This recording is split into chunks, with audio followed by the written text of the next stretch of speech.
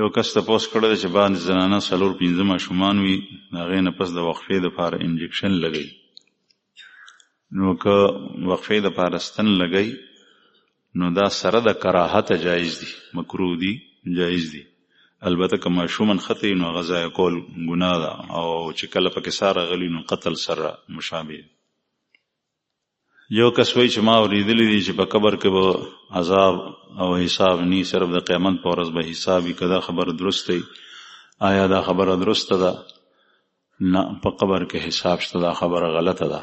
په قبر کې عذاب شته، قبر کې عذاب شته. د قبر عذاب قرآن پاک نه، د رسول الله صلی الله علیه وسلم احادیثونه ثابت دی، صحاح روایاتونه په تواتر سره ثابت. او قرآن کریم کې الله پاک فرمایي یوم یردون علیها غدوا وعشیا. مخکې څنګه دی؟ یوم یردون علیها غدوا وعشیا ویوم تقوم الساعه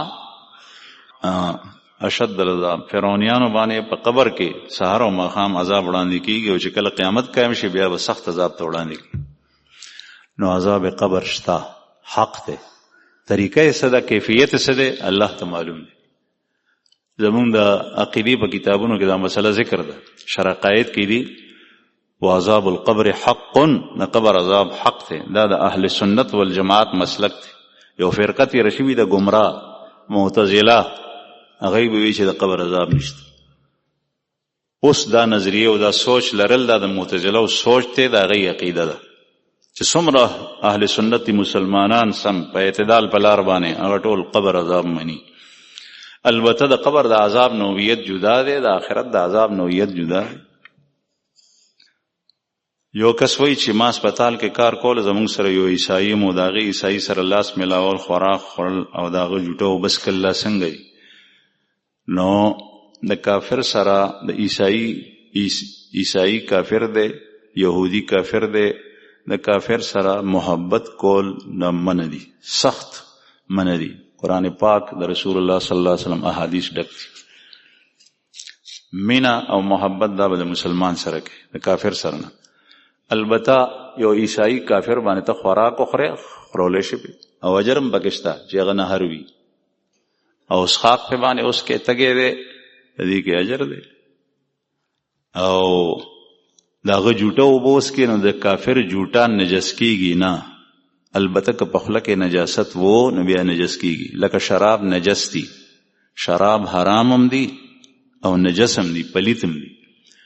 او اوس تازه تازه یو کافر عیسائی چې کوم دی نو شراب څکلي دي او بیا همدغه شونډو باندې لوښی کېښو، اوبه یې وڅکلې، د هغې جوټه هغې کې ګډه شنده اوس نجس دي، دا حرام دي، څکلی نشي. یو کس تپوس کړی دی چې حضرت عثمان غنی رضی اللہ عنہ بغیر حساب اور کتاب جنت میں داخل ہوگا یا حساب ہوگا؟ حدیث مبارک کی دی حضرت عثمان بن عفان ذو النورین رضی اللہ عنہ دا الله په لار کې ډېر مال ورکړو. یو حدیث مبارک کی دی چې د تبوک د چندې په موقع حضرت عثمان ذو النورین د نبی کریم صلی الله علیه وسلم په ارشاد مبارک و وینا سره چنده راړه، دومره پیسې راړې، دومره چنده یې راړه، اوخان او بیا نقدې چې راړې نو د الله رسول په جولۍ کې هغه نقدې اچولې وي، او بیا مبارک په هغې کې لاس والو، داسې هغه پیسې وي، داسې بیا به ښکته راتوی کې کرنسي وه، او بیا به وی چې ما ضر علی عثمان ما عمل بعد اليوم، آج کے بعد عثمان جو بھی عمل کرے گا اس کو کوئی نقصان نہیں ہوگا. حدیث مبارک کے دمر رضی. باقی حضرت عثمان رضی اللہ عنہ په عشره مبشرو کې دی، هغه 10 کسان چې په یو ځای په یو حدیث کې نبی کریم صلی الله علیه وسلم هغوی ته د جنت زیری ورکړی دی. ابوبکر صدیق، عمر فاروق، عثمان، علی کرم الله وجهه، 4 وړه خلفا هم دي، د دې نه علاوه 6 کسان دي. نو په هغې کې عثمان بن عفان ذو النورین. یو کس تپوس کړی دی چې لور مې ورکړي دی خو په هغې باندې خاوند ظلم کوي، نو نکاح د ظلم اجازت ورکوي؟ نه، نکاح د ظلم اجازت قطعا نه ورکوي. ظلم حرام دی، د نکاح نه مخکې هم، د نکاح نه پس هم. البته چې کوم حقوق دي کله کله مونږ هغه نه پیژندلي، هغې ته مونږ ظلم وایو.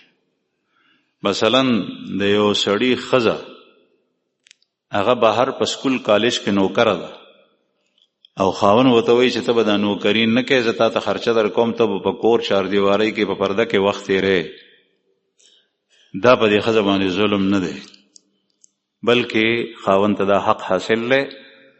زنانه تم پکار دی چې د هغې خرچ په خاون باندې دی او خاون خبره منل اطاعت په دې باندې واجب دی، بیا خپل حیا او پردم په باندې واجب ده.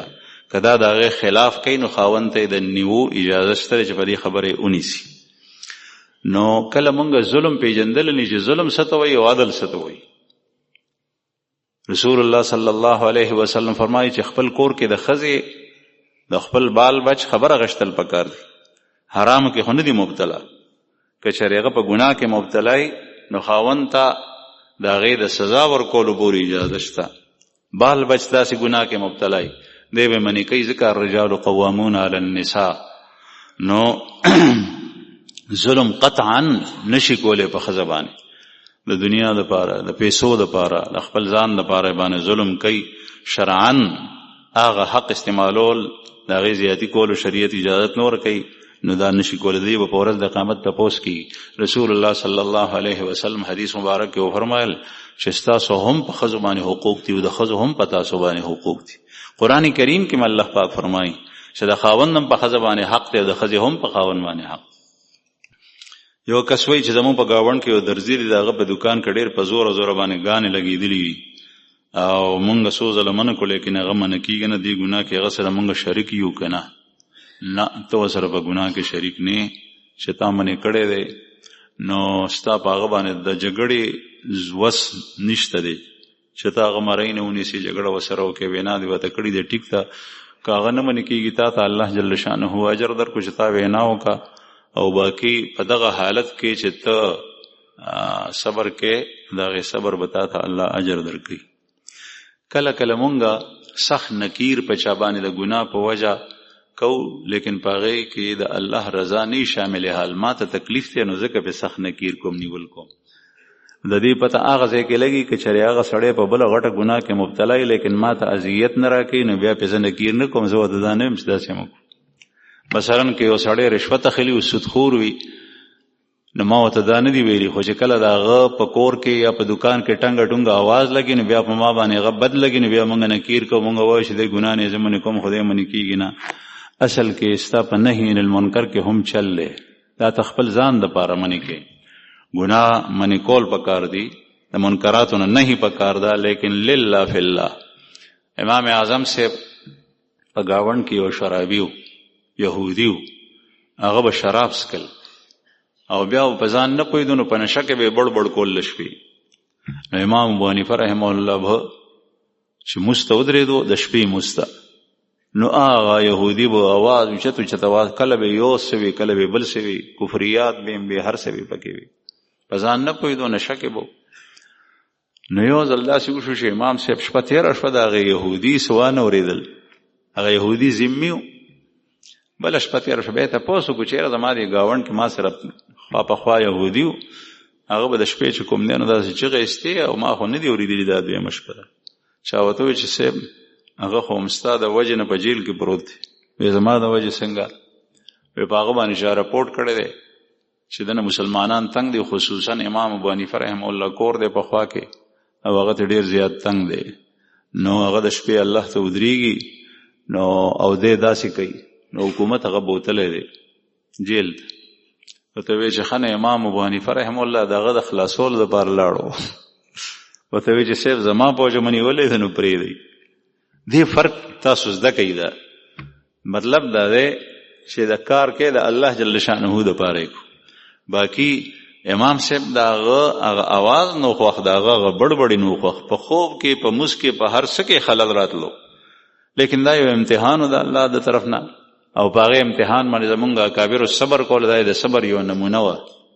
نو چې کله تا وینا کړي ده بیا پې صبر کوې نو تا ته به الله اجر درکړي. یو کس تپوس کړی چې پینټ شرټ اچول څنګه دي، په دې کې موس کول څنګه دي؟ موس کول په دې کې مکروه دي، ځکه چې د انسان د بدن اوبار یعنی راوتل ننوتل، چې د بدن بعضې حصې داسې دي چې هغه راوتي وي، بعضې داسې دي چې هغه ننوتي دي، خصوصا عورت غلیظه په پینټ کې هغې پته لګي. نو داسې مز لباس کې مز کول مکروه دي، کراهت نه خالی نه دي. داسې لباس چول پکار دي چې هغه د سړیتوب جامې او په هغې کې سړی الله جل شانه ته ولاړي چې په هغې کې بد نه ښکاري. او به هر حال دې نه ځان ساتل پکار دي، لیکن که چېرې چا مز وکړو نو مز یې کېږي، مز یې باطلېږي نه. بل تپوس یې کړی دی چې آنلاین کاروبار کیسا ہے، نو زه په آنلاین کاروبار نه پوهېږم، چې وضاحت یې وکړي بیا به پته ولګي. یو کس وایي چې زه په یوټیوب چینل کې او په ټیک ټاک باندې اسلامي ویډیوز اپلوډ کوم او یو څو ورځې پس کمپنۍ ما ته د هغې پیسې راکوي، آیا دا پیسې اخیستل ټیک دي او که نه؟ که چېرې ستا په دې ویډیوز کې خلاف شرع کارونه او یا داسې اخلاق او اسلامي معاشره کې خورېږي چې هغې سره دین ته، دیندارو خلکو ته، عقیدې ته، عمل ته، کردار ته نقصان رسېږي. لکه نن سبا ماشومان چې څه زده کوي هم د دغه ویډیوګانو نه زده کوي، چې څه زده کوي. وړوکی ماشوم، داسې ماشوم چې هیله خبرې شروع کړي دي هغه په دې پوهېږي، خبرې نه کوي، موبایل غواړي او دا ګوتې داسې چلوي ته وایي چا پریکټس کړی ده. د هغه اخلاق پې خرابېږي، د هغه سوچ او نظریه پې خرابېږي، هغه پې د دین نه وړي. نو ته برابر په هغې کې شریک یې او په دې باندې پیسې اخیستل او دا کار کول دا دواړه حرام دي. تا نه به الله جل شانه تپوس کوي. یو کس وایي چې بعضې خلک وایي چې 3 څیزونه څوک پیش کړي نو د هغې نه انکار نه دي کول پکار، پی، خوشبو، تکیه. دا په حدیث کې شته که نه؟ او دا مضمون ثابت دی او د دې مطلب دا دی چې دا ورکول اسان دي. نو اصل کې دا هدیه ده، دا د هدیې په باب کې دا 3 څیزونه ذکر راځي. او هدیه یو مسلمان بل مسلمان ورور ته ورکوي چې د دې دواړو زړونه یو بل سره یو شي، محبت پیدا شي. د مسلمان سره مینه کول دا د خدای ډېر خوښ دي، ځکه چې دا محبت کول دا د اتفاق سبب دی. او د مینې نه مراد هغه مینه ده چې هغه د دین دپاره وي، هغه مجازي نه، شیطانی نه، هغه داسې مینه ده. لکه یو حدیث مبارک کې راځي، د عبدالله بن مبارک رحمه الله راوړی دی حدیث کتاب الزهد والرقائق کې، چې یو مسلمان سړی د بل مسلمان سره د هغه د زیارت دپاره هغه سره مینه وه، د ملاقات دپاره د خپل کلي نه د هغه کلي ته روان شو. لکه یو سړی مثلا پنډۍ کې ته دلته په پېښور کې پاتې کېږي، ته ډېر وخت شو ورځ یو شي مسلمان رور مې نه دی لیدلی، هغه خپل شیخ مې نه دی لیدلی او خپل استاذ مې نه دی لیدلی او خپل رور مې نه دی لیدلی او مزګزاره سړی و، زما ډېر خوښ، زما ورسره تعلق هغه مې نه دی لیدلی. د دین په بنیاد باندې د الله دپاره د هغه ملاقات ته روان شو. چې کله د هغه کلي ته ورسېدو نو هلته د کلي په آبادۍ په لاره کې چې په کومه لاره دی دننه کېږي یو سړی ولاړ، هغه د سره میلاو شو. ورته وایي چې وروره چېرته ځې؟ وایي زه دلته فلانکي سره ملاقات ته راغلی یم.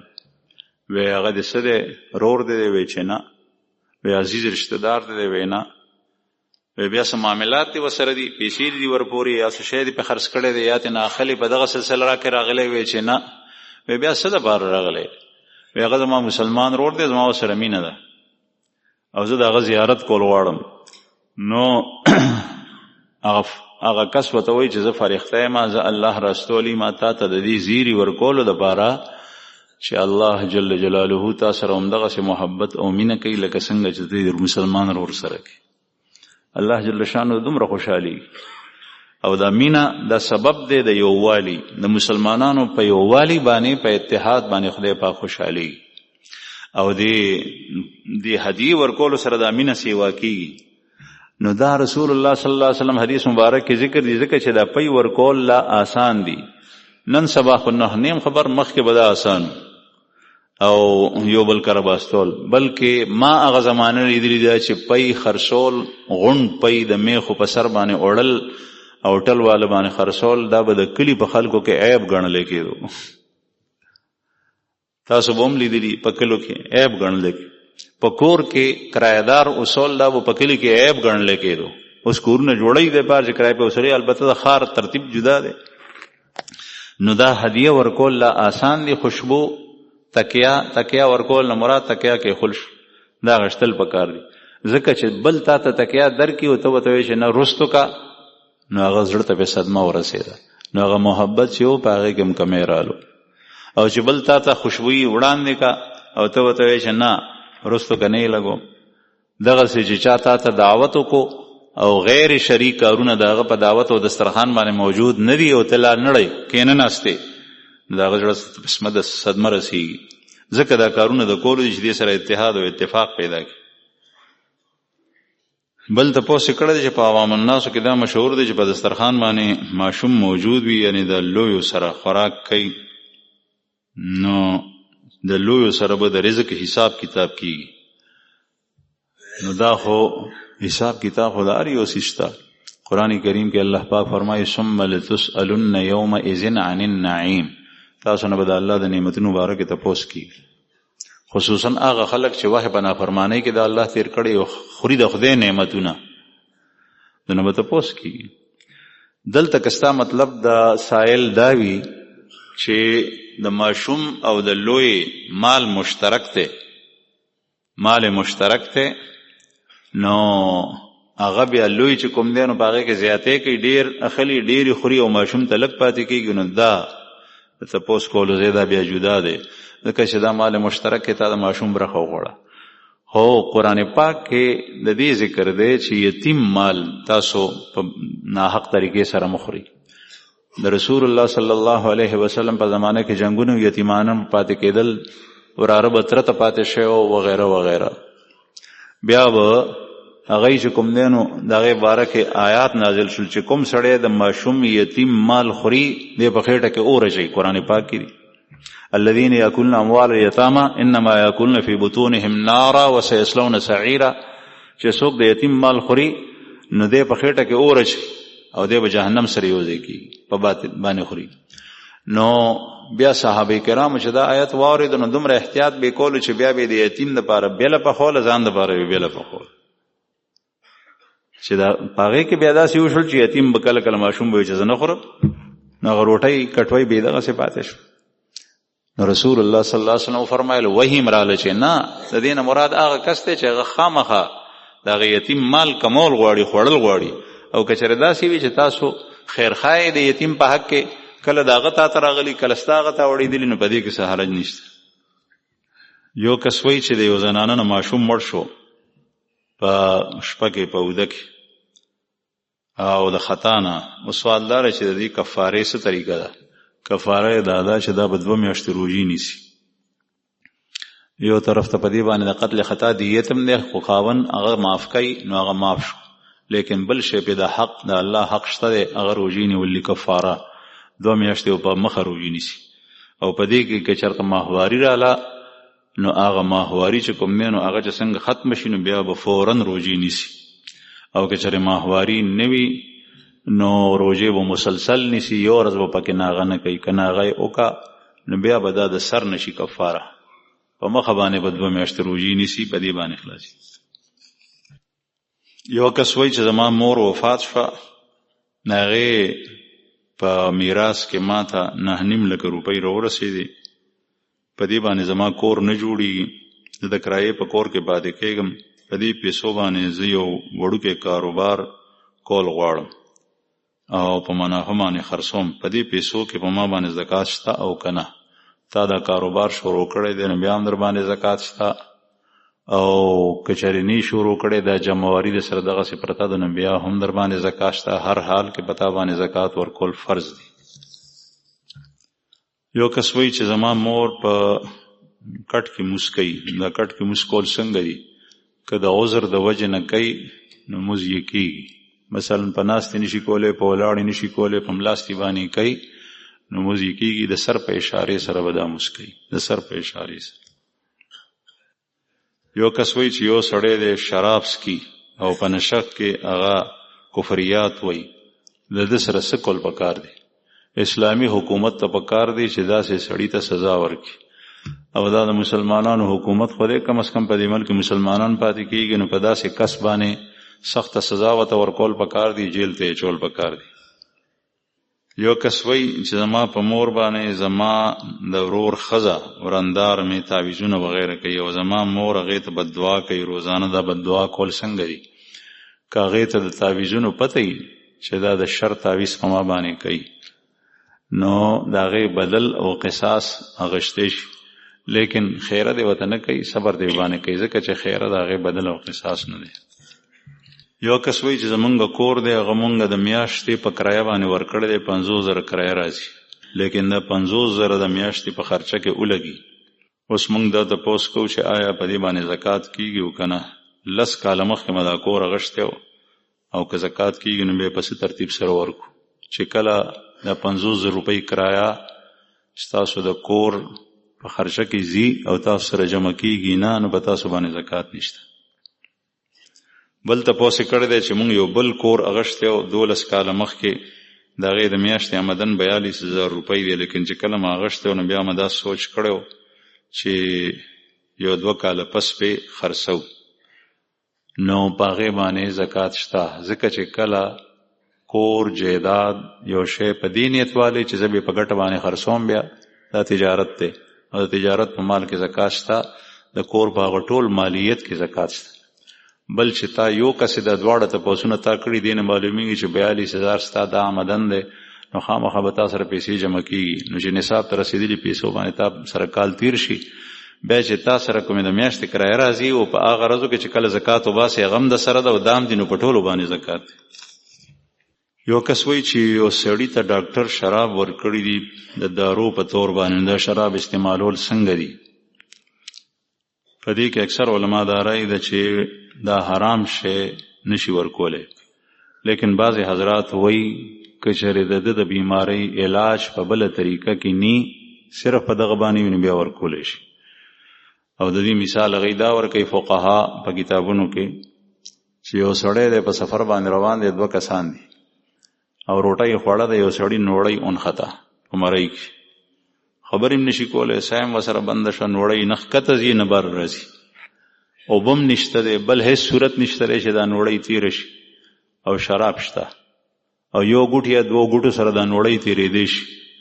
نو دغه وخت کې دې سړي ته د شرابو دا ګوټ 2 ګوټه ورکول چې د نوړۍ لاړه شي، دی د مرګ نه بچي دا کولی شي.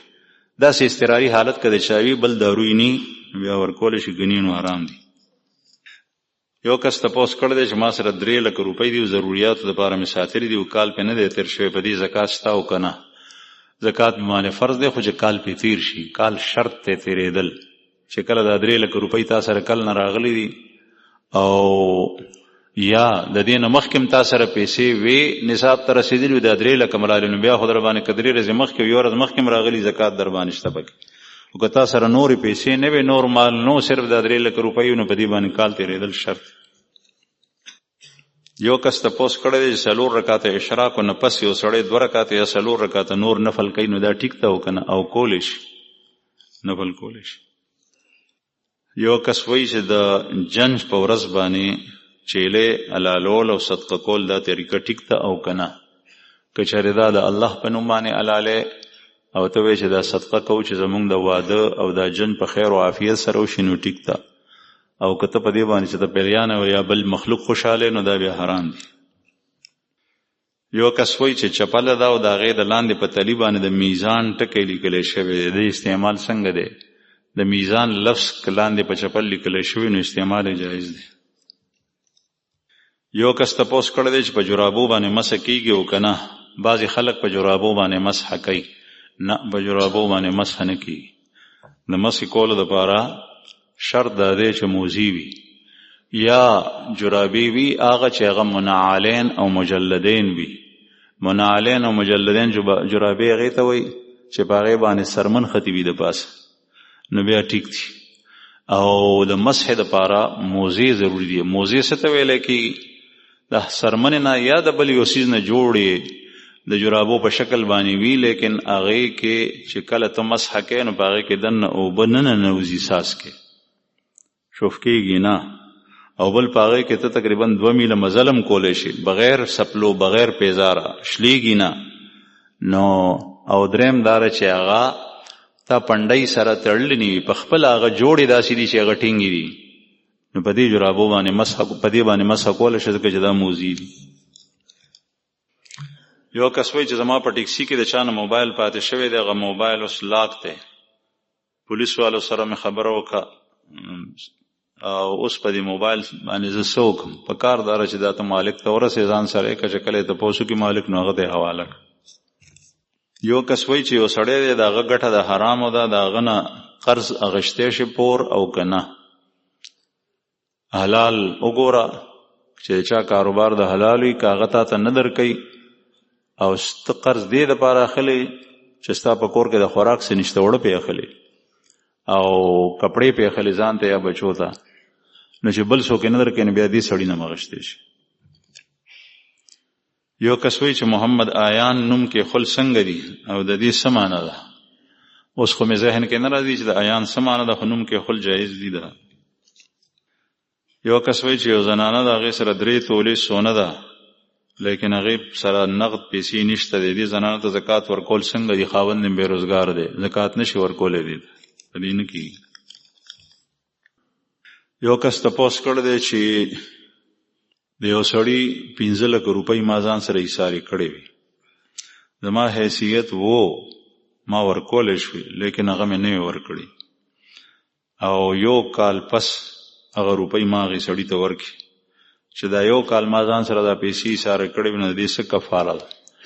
نو کفاره خو یې نشته، البته هغه کس نه معافي وغواړه، ځکه چې د پیسو په مالیت کې کمی راځي، زمونږ کرنسي چې نن سبا ده. کال مخکې چې په 1 لاک باندې کوم ضروریات کېږي، نو کال پس په هغې باندې هغه ضرورتونه نه کېږي په 1 لاک باندې، نو هغه نه معافي وغواړه او الله جل شانه ته توبه او رجوع که، بله کفاره یې نشته. یو کس وایي چې یو سړی د شوګر مریض دی او هغه ته تکلیف دی چې روژې نیسي، نو چې هغه روژې ونه نیسي دا څنګه ده؟ نو د تکلیف د وجې نه روژې نه نیول جایز نه دي. تکلیف جدا شی دی او نن یو سړی نیوی نشي، دا جدا شی دی. چې نیوی نشي هغه ته رخصت شته، او چې تکلیف دی وته نو تکلیف خو باري او کار کوي، تکلیف خو په موږ کولو کې هم دی، تکلیف خو دلته په جماعت کې په ناستې کې هم دی، سړی تنګ شي چې دومره وګد ناستې. تکلیف خو په هر یو عبادت کې دی، او الاجر بقدر المشقه، اجر الله جل شانه چې څومره سړی په عبادت کې په تکلیف شي دومره اجر ډیر ورکړي. تکلیف دا د آرام او د راحت خلاف ټکی دی، تکلیف په هر عبادت کې شته، سره د تکلیف په عبادت کې، لیکن عذر دی. عذر څه شی دی؟ عذر دا دی چې یو سړی که روژه نیسي دا شوګر والا، نو د شوګر بیماری ډیره زیاته سیوا کیږي، په ده باندې د فالج خطره ده، او دا ورته یو ډاکټر یا طبیب حاذق هوښیار په خپل فن کې ماهره کس ویلی دي چې که تا روژه ونیوه نو ته مرې، که تا روژه ونیوه نو ستا بیماری اوږدېږي، که تا روژه ونیوه نو ستا په بدن باندې فالج حمله کولی شي، که تا روژه ونیوه نو ستا سترګې کار نظر پرېږدي. دا یې ورته ویلي دي، نو بیا دا عذر دی، رخصت دی، دی که نه نیسي نو دی کولی شي داسې، لیکن تکلیف نه. زما په خپله باندې شوګر دی او الحمدلله په رمضان کې هغه تکلیف دی پاک ختم کړي. داسې ډېر خلک وي چې هغه سره د هغې روژه نیسي، الله جل شانه ورته اسانه کړي. یو کس وایي چې وایي د دې مرغو ښکار حرام دی او که حلال دی؟ مونږ اورېدلي دي چې په لینده باندې یا په هغه ټوپک باندې چې یو چرایي ټوپک وي په هغې باندې دا مړی شي ګنام ده، نو دا څنګه دي؟ ښکار کول له مرغو جایز دي، هغه چرچڼه ولې ني؟ د چرچڼې ښکار کول هم جایز دي. مثلا یو سړی دی په یو ونه کې چرچڼې ډېرې زیاتې ناستې دي، په هغې باندې جال واچول او هغې راونیوې 50 100 200 او دا حلالۍ او بیا یې پخی خوري، نو دا جایز دي، ځکه چې مرغۍ چرچڼه حلال شی دی. لیکن په ښکار کې تا په غولیل کې ګیټې واچولو په لینده کې او هغه ګیټې غونډ دی او په هغې باندې تا دا مرغۍ ویشته، نو دا چې را پرېوته نو ژوندۍ وه، نو چې د حلاله که نو اوس حلاله ده خوړی شي، او چې را پرېوته نو مړه وه، هغه دومره رسا لګېدلې وه چې په هغې کې ساه نشته، دا مرداره شو. دغسې په بله طریقه باندې چې غونډ شی وي په هغې باندې حلالیږي نه، هغه مردار دی. او بیا اسی ویشتل چې کوم دی نو دا ظلم دی، زیاتی دی هغې سره، ځکه چې ښکار کوې نه نو بیا ولي نو دا ټیک نه ده.